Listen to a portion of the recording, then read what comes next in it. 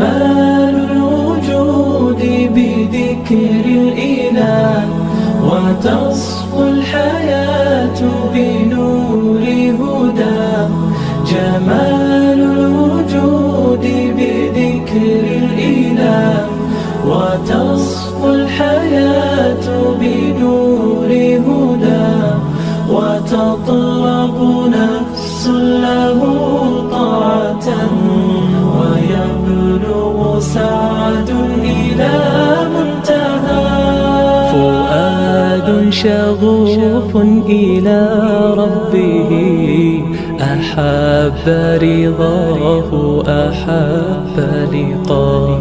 يظل يجيء إلى ربوة قرار، ويسمو وذا مرتغى.